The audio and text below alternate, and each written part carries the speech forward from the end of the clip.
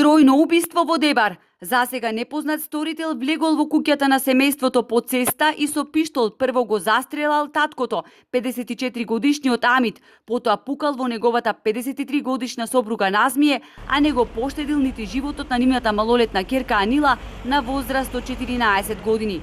Ова ужасна трагедија која ги вознемири не само жителите на Дебар, туку и целата македонска јавност, се случила синоќа нешто пред 21 часот. Според официјалните информации од полицијата, во 20 часот и 45 минути во полициската станица Дебар било пријавено дека во куќа на улица 1 мај извршено е убиство. Трикратниот убиец влегол во куќата на Подцеста и го убил трочленото семејство. Најпрвин во спалната соба ги застрелал сопружниците, а потоа и нивната ќерка. Во моментов течат опсежни мерки со цел пронаоѓање на сторителот, односно целосно расветлување на настанот. Сите мерки, напоменувам, дека се одвиваат во целосна соработка и координација со јавниот обвинител и по негови насоки во текот на денешниот ден извршена е и обдукција врз телата на сега починатите. Ваква трагедија во Дебар не се случила во последниот век.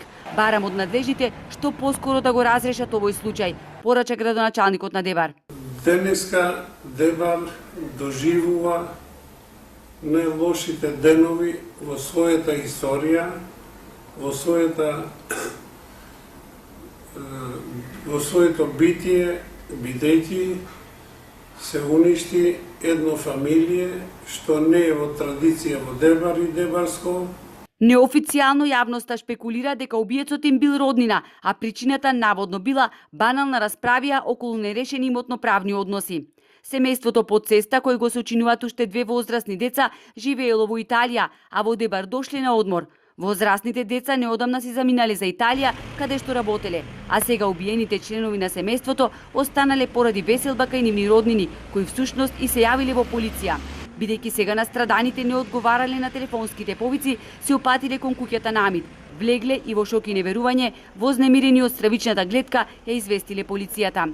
Извршен е увид на местото на настанот, предводен од јавен обвинител, а подигнати се и предмети кои ќе доведат до сторителот. Се превземаат мерки за целосно расчистување на настанот. Истрагата треба да ги утврди мотивите за овој грозоморен чин.